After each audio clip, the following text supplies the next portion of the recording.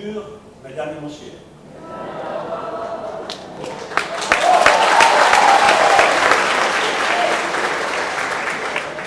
C'est un grand plaisir et un honneur d'être invité parmi vous aujourd'hui pour représenter l'Université de Brighton. S'il vous plaît, excusez mon accent et l'utilisation du français, mais s'il vous plaît, blâmez Google pour la traduction.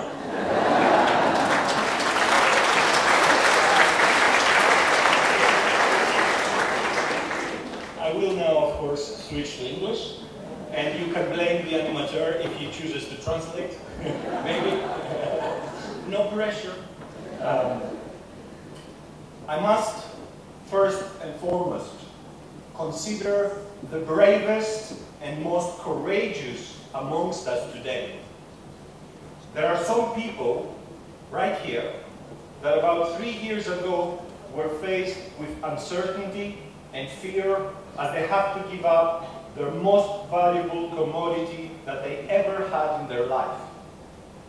They had to trust this valuable thing to others, to look after, to care for, and to ensure that it was not lost, but instead turned into something even more valuable.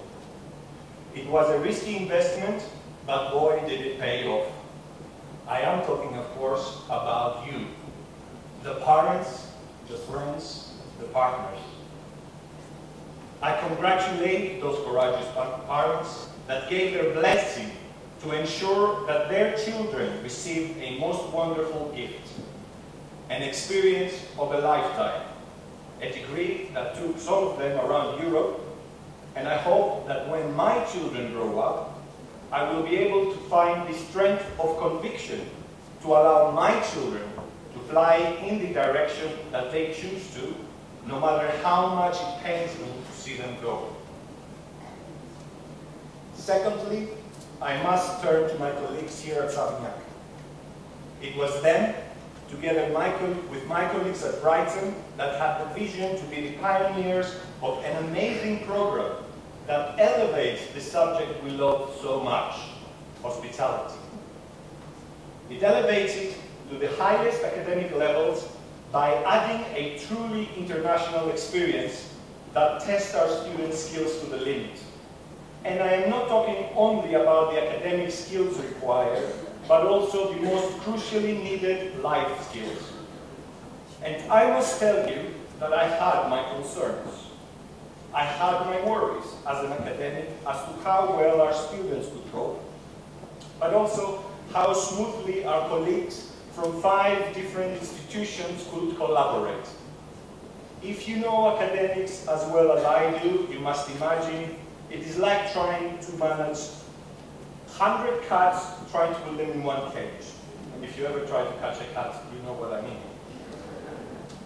And yet it worked. It worked beautifully.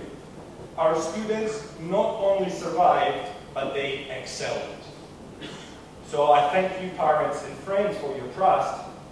And thank you, Roger, for your wisdom and the respect that you obviously so much master here. You mastered the same level of respect and even more back with my colleagues at Brighton. We will sorely miss you. But also we look forward to Richard. We have been working together, we're looking forward to the future, and we put the trust in your capable hands, looking forward to future developments.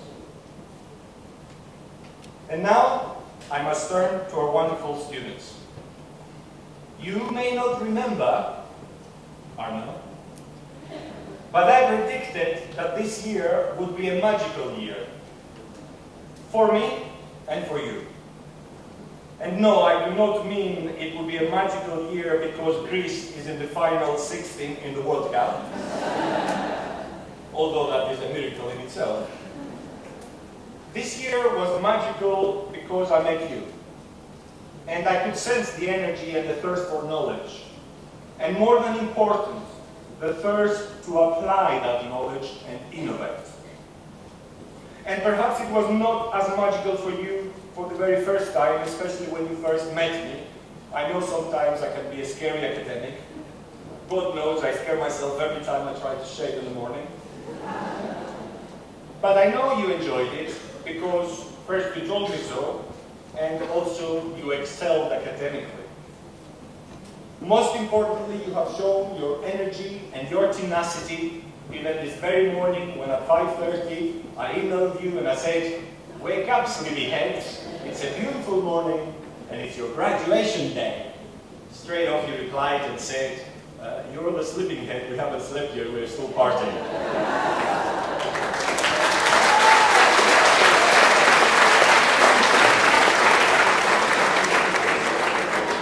But thank you for making me feel very old.